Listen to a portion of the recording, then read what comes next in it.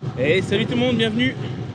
Nous sommes actuellement à 40 km/h, vente d'eau, pour aller faire le petit vélo taf. Alors vous voyez que l'angle de vue de la caméra a un petit peu changé, parce que j'ai changé de vélo, étant donné qu'on est à 13 jours des premières courses. Maintenant j'ai lâché le gravel, on le récupérera plus tard dans la saison quand on préparera les courses de gravel. Mais je suis sur mon vélo de route et ça avance beaucoup plus vite. Alors déjà parce qu'aujourd'hui j'ai la chance d'avoir un vente d'eau, mais de toute façon il n'y a rien à faire entre un vélo route haut de gamme et un vélo de gravel pas haut de gamme. Voilà, sur mon gravel, le seul truc qui est haut de gamme c'est mes roues SH Race. Le reste il est un peu chaotique, mais beaucoup plus léger, beaucoup plus rigide, beaucoup plus aéro, et donc aux mêmes efforts, c'est-à-dire à peu près 180 watts, qui est vraiment la limite entre ma zone 1 et ma zone 2. Et bien à ces watts là, j'avance à peu près 6-7 km/h plus vite, ce qui est assez impressionnant. Et donc hop, on est parti aujourd'hui. On va repasser le petit plateau, c'est bon. Donc on va être bien là. Alors ici on va prendre un peu vent de côté. Donc j'ai une jolie moyenne là, j'ai 32 de moyenne. Ça va baisser parce que regardez ici, je crois que vous l'entendez, il y a pas mal de vent et c'est un faux plat montant et on va pas pousser des watts comme un malade. Alors petit update, j'ai fait pas mal de vélo taf quand même. J'ai pas su vous le filmer parce que j'ai repris mon vélo de route et j'avais pas trouvé le temps de changer la caméra de vélo. Donc maintenant c'est fait. Donc bienvenue dans cet épisode 3. Et alors il faut que je vous raconte, il m'est arrivé des trucs là. J'ai failli mourir la semaine dernière. Je crois que c'était mercredi ou jeudi, le 1 ou le 2 février, je sais plus. Oh là là, j'ai vu ma vie défiler. Ça m'a refroidi. Déjà ce jour-là, je pars, je prends la piste cyclable. Oh le vent. Je prends la piste cyclable qui était dégueulasse. Je crève. Je me dis c'est pas grave. Je vais assez vite pour réparer, j'ai l'habitude. 3 minutes après, je suis reparti. L'allée se passe bien. Un peu comme aujourd'hui. Il faisait juste un peu moins venteux. Parce qu'aujourd'hui, il y a quand même 45 km/h de vent. Vous savez ce qu'on va faire? Je vais vous raconter la suite de l'histoire quand j'aurai un nouveau vent d'eau, parce que là, avec le vent, je suis pas sûr que vous m'entendiez. Waouh! Oh, je suis chassé d'une de ces forces sur le côté. Bon, j'ai un petit feu rouge pendant 80 secondes. Je suis sûr de croiser quasi personne devant, mais on respecte la règle du feu rouge. Même si c'est chiant, j'étais bien parti là. Donc ouais, ce que je voulais vous raconter. Purée, je suis tranquille sur le vélo taf retour la semaine dernière. Et là, les amis, je suis sur la chaussée, j'ai oublié le nom, mais qui fait Braine-l'Alleud, Lillois. Et entre Braine-l'Alleud et Lillois, juste avant d'arriver à Lillois, à Bois-Seigneur-Isaac, au pain Bois-Seigneur-Isaac, il y a un paye en camionnette, les amis. Il me grille la priorité au CD de passage, sans clignotant, sans rien. Donc il était à l'arrêt, j'arrive, il passe. Honnêtement, je crois qu'il m'a pas vu, il a pas fait gaffe. J'arrivais vite, en plus j'étais genre à la vitesse autorisée, donc c'était limité à 50, j'étais à 48, un truc comme ça. Faux plat descendant. Les amis, je pré-shot le truc, je me dis, oui, lui il m'a pas vu. Je m'écarte sur la gauche et le mec fait un demi-tour. Donc le gars sans clignotant, sans rien, déjà refus de priorité. Et puis à la place d'aller à droite, il coupe une ligne blanche pour faire demi-tour, qui était la trajectoire que j'avais prise pour l'éviter, ce qui aurait pu être hyper dangereux parce que j'aurais pu me retrouver face à une bagnole qui arrivait en face. Et là les amis, je me suis arrêté genre à 1 mètre de la camionnette. Donc j'ai fait un freinage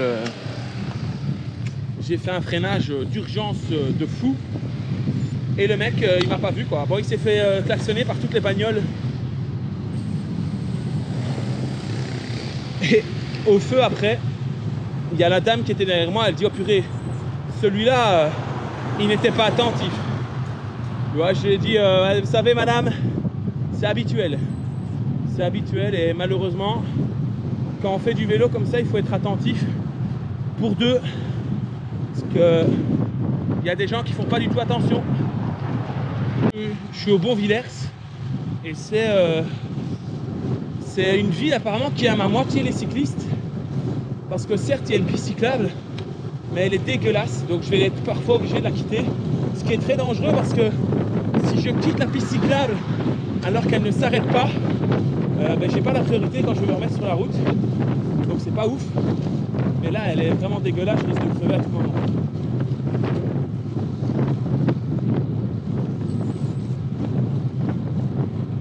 Donc ici, pour le moment ça va encore.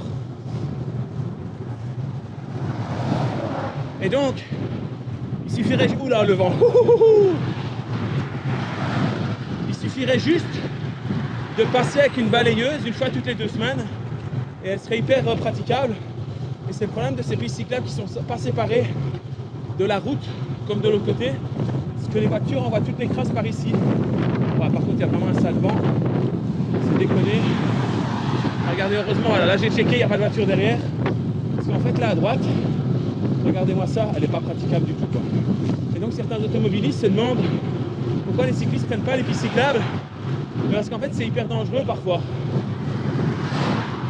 Donc il vaut mieux être là et que les voitures râlent un peu mais qu'elles nous voient, plutôt que d'être sur la piste cyclable, devoir éviter des graviers, un trou, une branche, peu importe, devoir du coup revenir sur la route en n'ayant pas la priorité que l'automobiliste derrière soit surpris. Et donc dès que je peux prendre les pistes cyclables, je le fais. Malheureusement, c'est pas toujours pratique, c'est pas toujours faisable, parce que ok, vous avez passé ici avec un VTT, il n'y a pas de souci. Mais là ici, moi j'ai des pneus de 28 mm, ce qui est déjà grand pour un vélo de route. On est quasiment sur la taille maximum. Regardez ici, je suis obligé de rouler là, parce qu'il y a de la boue, quoi. Ça, c'est pas correct, quoi. Faut nettoyer ça. Donc là, avec des 23 mm, ce qui est la norme, c'est quasiment impossible. Et avec du 28, ça passe. Mais à tout moment, je peux crever. Et à tout moment, je peux soit crever, soit chuter dans de la boue. Donc c'est pas très agréable. Donc je suis désolé aux automobilistes que j'embête là, mais là c'est pas possible. En fait, c'est des tout petits bouts de cailloux. Et si tu le prends dans le pneu, c'est terminé, quoi. T'as crevé, c'est fini. C'est ce qui m'est arrivé jeudi, je pense, quand j'ai fait mon vélo taf. Et dès que c'est possible de s'y remettre parce qu'elle est plus propre, évidemment j'y vais. Et alors pareil, je vais laisser ouverte la vidéo, pardon, parce que vous allez voir qu'on va se retrouver dans un cas de figure un peu spécial que j'aimerais bien vous montrer.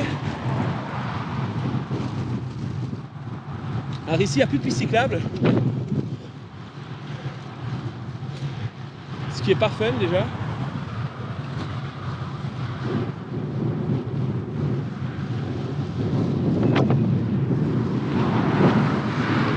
Et je vais vous montrer pourquoi. Il y a 2 raisons pour lesquelles je ne prends pas la piste cyclable qui commence ici à droite. Vous allez comprendre pourquoi. Donc ici, il y a une piste cyclable qui de 1 est dans un très mauvais état. Donc je ne sais pas si ça va se voir, mais elle est sale, il y a des trous, elle n'est pas nettoyée. Donc elle est quasiment pas utilisable. Là, regardez la taque d'égout, il y a un trou de 5 cm. Enfin, vraiment, c'est pas utilisable. Et surtout, on a un hachoir à cycliste là-bas dans le fond. Vous allez voir ça.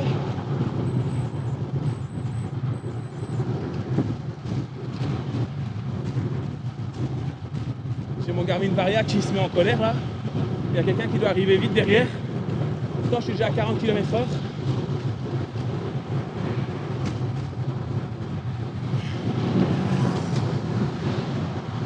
Et ici, en fait, quand on est sur la piste cyclable, c'est impossible de traverser. Parce que vous êtes dans le virage et vous ne savez pas traverser pour prendre à gauche. Alors que sur la route, ici, regardez, je passe sans encombre. Et là, en fait, c'est hyper dangereux de prendre...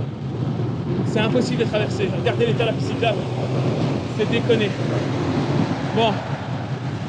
Hop là.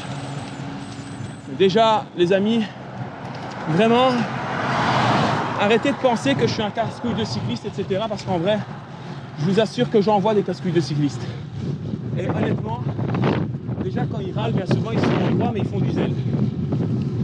Donc ça, premièrement, je vois très peu de cyclistes qui font, qui râlent alors qu'ils ne sont pas en droit.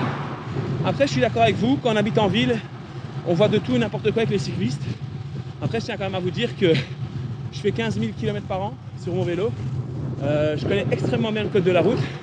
Je fais très attention. Donc 15 000 km par an sur mon vélo depuis 10 ans. Alors on va dire que ça fait à peu près 100 000 km, parce qu'il y a des années où j'ai pas fait 15 000. En 100 000 km, je me suis fait renverser une fois et j'étais sur une piste cyclable et il y a une dame qui m'a renversé alors que j'étais sur la piste cyclable. À part ça, rien. Rien de rien, parce que je suis extrêmement prudent et je respecte les règles. Je m'arrête au feu, je m'arrête au stop, je fais gaffe aux priorités. Je laisse même la priorité quand je suis prioritaire, parce qu'évidemment, j'ai pas envie de mourir sur mon vélo.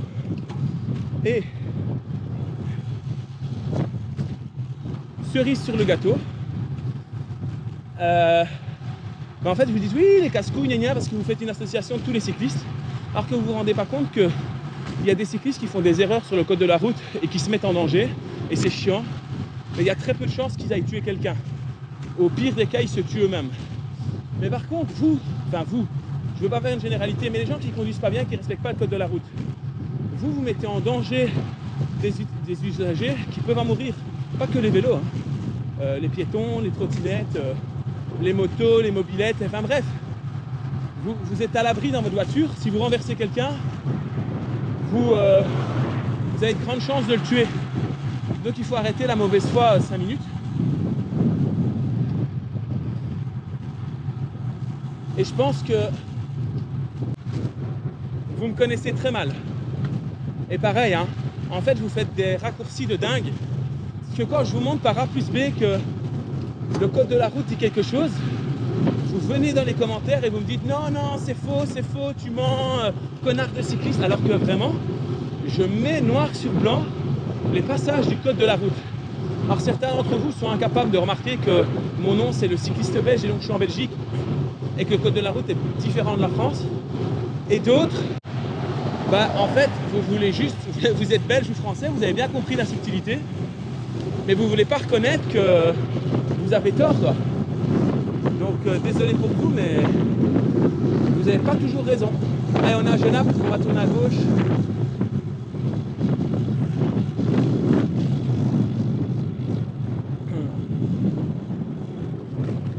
Hop là.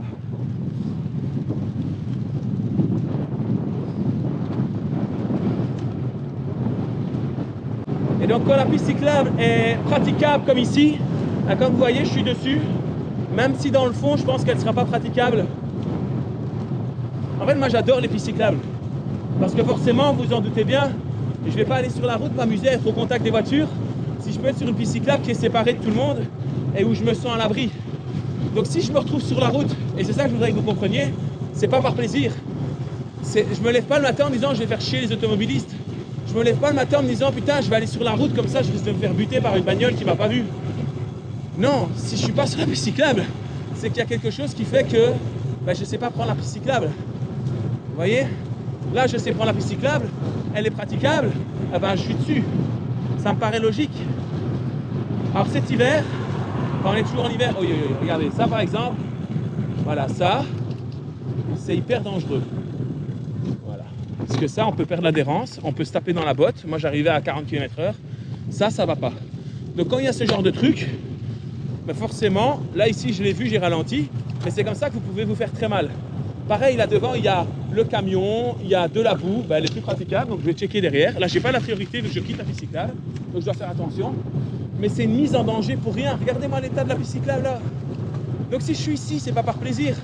C'est juste pour éviter de me casser la gueule dans la boue qui est là.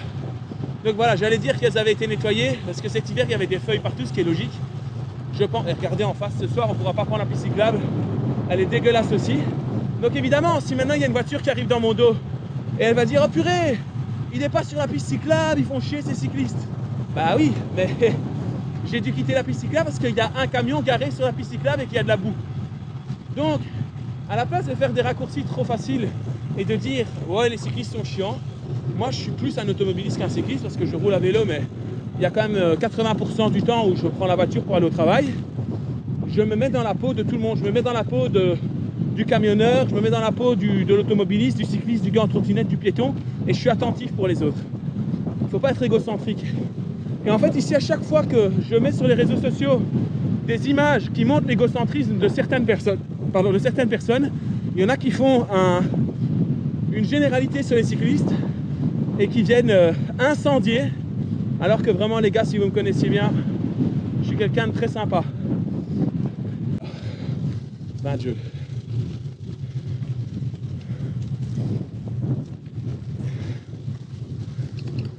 Ouais, j'ai encore gagné un tour à l'étape lavage de vélo. Donc surtout que ici, on est dans une réserve naturelle. Donc c'est la réserve naturelle de la sucrerie de Genappe. Donc il y a toute une faune et une flore qui s'est créée après l'arrêt des sucreries.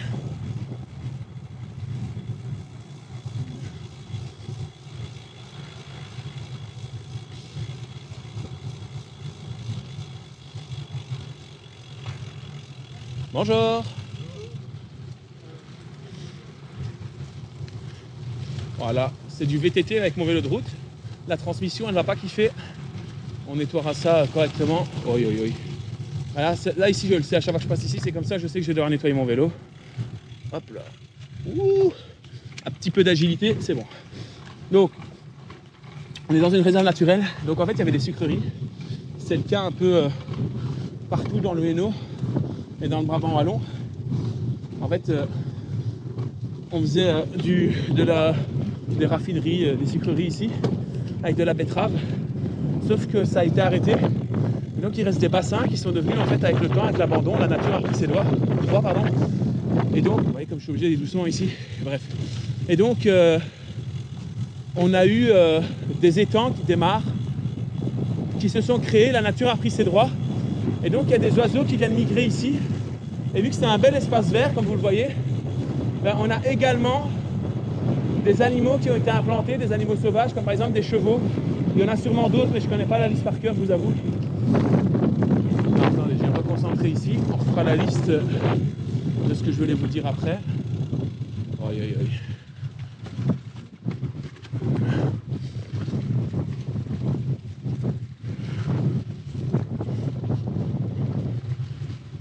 Bonjour.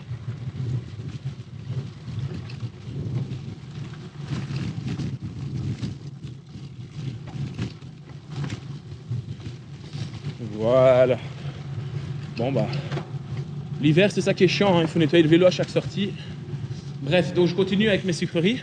Et donc la sucrerie est devenue un espace naturel, protégé. Bonjour. Et qui dit espace naturel protégé dit qu'évidemment on peut aller s'y balader, mais en faisant très attention. Pareil, hein, ils ont fait des chemins pour vélo et tout ça, pour randonneurs.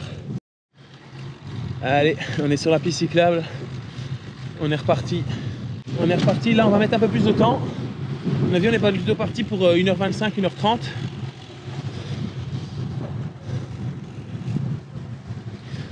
Parce qu'en avant, 3/4 face pour rentrer.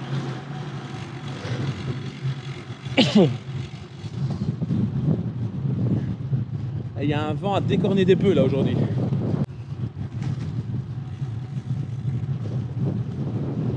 Hop là. Oula.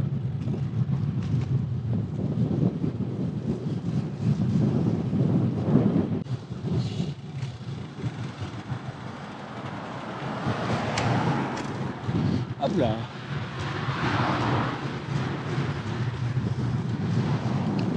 Ah, le vent est froid, hein. En vrai, le vent est très très froid.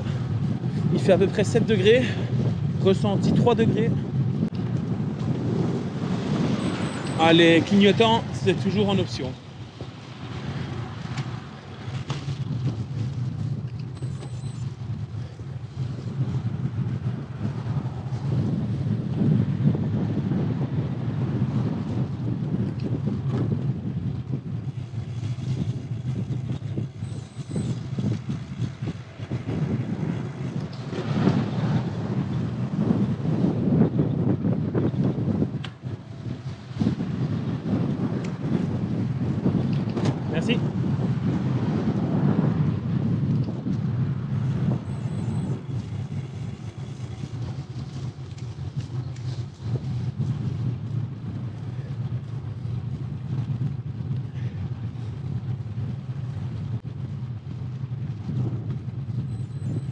De ce côté-ci, c'est plus agréable de prendre la piste cyclable.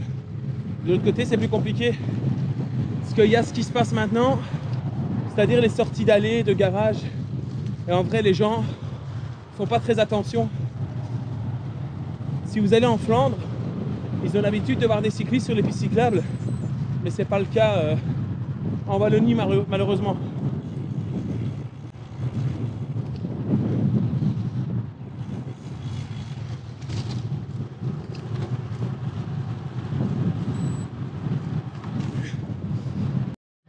Je viens de passer Genappe là, enfin je vais arriver à Genappe. Et donc petit retour, moins facile que l'aller comme prévu. Bon, il y a la fatigue de la journée déjà. Les jambes ça va, j'ai pas trop j'ai aucune douleur aux jambes en fait. J'ai le cardio un peu haut, mais je crois que c'est parce que comme repère je prends vitesse cardio. Et vu que la vitesse est très faible par rapport au cardio, je me dis que j'avance pas. Mais au moins je reste dans mes zones, mais c'est vrai que j'avance vraiment pas quoi. C'est compliqué, il y a énormément de vent, 35-40 km/h de vent constant, donc pas simple pour le moment. Mais et puis le départ ici est plutôt montant, pardon. Donc je n'avance pas bien vite, mais une fois qu'on sera au-dessus de ce faux plat, alors je dis faux plat, mais on est quand même sur une bosse à 4%. Qui fait à peu près 800 mètres, donc c'est quand même déjà pas mal. Alors quand je passe ici avec mon gravel, j'avance vraiment pas. Là quand même, en étant en zone 2, c'est-à-dire à 155 au cœur et environ, donc zone 2 basse, donc je suis à peu près à 230 watts, j'avance quand même à 20 km/h. Avec le gravel, dans les mêmes conditions, ça m'est déjà arrivé, je suis plutôt à 12-13 km/h. Donc grosse diff. Une fois qu'on va arriver au-dessus, ce sera beaucoup plus simple parce qu'on va retrouver des routes plus plates, voire légèrement descendantes, et on va juste avoir un ou deux tapus jusqu'à Melay, et là à Melay ce sera relativement plat jusqu'à la maison. Mais la journée de vélo taf sera faite et ça permet de rentrer vers 17h50, 17h45 à la maison et que l'entraînement soit fait. Demain par contre, pas de vélo taf parce que je dois faire je dois faire impérativement un exercice. Je crois que c'est de la PMA demain, donc je fais ça sur Home Trainer. C'est 1 heure d'entraînement au KLM. Alors je vais profiter des petits pavés ici pour me remettre sur la piste cyclable. Hop là. Voilà. Elle a un peu praticable ici. Et on est à la fin du vélo taf, il me reste à peu près 2 km. Je suis sur une piste cyclable immense ou un ravel, enfin je sais pas exactement comment nommer ce truc, mais qui m'évite d'être sur la chaussée qui est là parce que de ce côté-ci il n'y a pas de piste cyclable forcément vu qu'il y a ce chemin. Et donc c'est bien, c'est agréable parce que quand je finis à 15h20, le temps de rentrer il sera 17h30. Ça veut dire qu'il fait encore clair pour le moment. Donc les jours vont s'allonger. Donc c'est plutôt cool. Bon maintenant il faudra juste régler le problème de 16h10. Mais bon, j'ai quand même allumé mes éclairages. Comme ça je suis sûr d'être vu. C'est important. Voilà. Vous voyez, c'est pas compliqué hein. Le monsieur là, parce que je reviens encore là-dessus, son chien n'était pas tenu en laisse. Il m'a vu arriver, il a attaché son chien et maintenant il est en train de le détacher. Voilà. Vous voyez qu'il y a des gens civilisés. Merci monsieur. Et son chien va pouvoir aller gambader dans ce magnifique pré. Et de l'autre côté il y a un parc qui est sympa, un bois même complètement. Bon, vu qu'on est dans Pensée de vélo taffeur, je vais vous donner mes pensées autres que vélo. Je suis un grand fan des bouquins de Rick Jordan, dont évidemment Percy Jackson. Il y en a eu d'autres, hein, les héros de l'Olympe. Il y en a eu aussi sur l'Égypte antique, mais je ne sais plus exactement comment s'appelle ce bouquin. Bref, je les ai tous lus. Et donc quand ils ont sorti les films Percy Jackson, j'ai été déçu, mais c'était passable. Comme à chaque fois que tu lis un bouquin et que tu vois le film après, tu es toujours déçu. Mais ils ont annoncé faire un... Enfin, ils ont fait, hein, c'est pas qu'ils l'ont annoncé, j'étais tout content, faire un remake en série. Et donc on a depuis quelques semaines la série Percy Jackson et les héros de l'Olympe qui a vu le jour. Et là, ils avaient dit oui, ce serait une série dans laquelle on va vraiment se baser sur les livres et Rick Riordan sera le scénariste principal, etc. Bon, c'est sympa, mais deux reproches. Premier reproche, c'est que c'est beaucoup trop enfantin pour le moment. Après, je pense qu'ils veulent cibler, c'est Disney, ils veulent cibler un public jeune. Donc ça, à la limite, c'est pas grave. Je veux bien que ce soit comme Harry Potter. On commence pour un public jeune et puis la série va grandir et les acteurs aussi avec tout simplement les aventures du héros Percy Jackson. Mais le truc, c'est que je me suis dit, mais s'ils en font une série, ils vont pas faire comme le film. Ils vont respecter la trame du bouquin. Et donc, j'ai regardé la série, je me suis dit, tiens, c'est étrange, mais ça m'a l'air quand même bien différent de mes souvenirs dans le bouquin. Donc j'ai mis en livre audio, grâce à Audible, dans mon Aftershocks, le bouquin, que j'ai lu maintenant il y a quasiment 10 ans, je dirais, même plus peut-être. Et en fait, effectivement, redéçu, parce que la série, elle suit pas non plus le bouquin à la lettre. Enfin, après, je sais bien que c'est difficile à la lettre de suivre le bouquin, mais il y a quand même des passages importants qui ne sont pas mentionnés dans la série. Et alors là, je m'étais dit, c'est quand même con de faire une série si c'est pas pour l'améliorer, quoi. Enfin, si c'est pas pour suivre vraiment le bouquin. Putain, mais la pisciclub ici, c'est n'importe quoi. Donc voilà.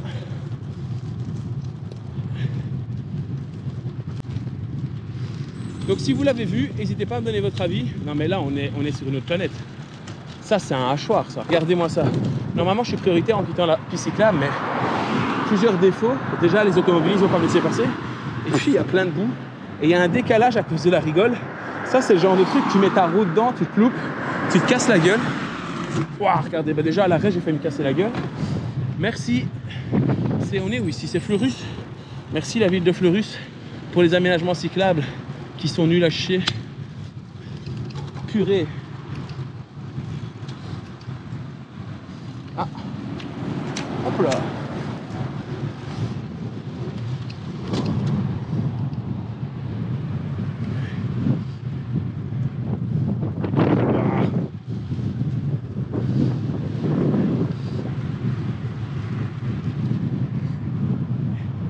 Il y a un vent, les amis. Bon, allez, on se laisse là-dessus.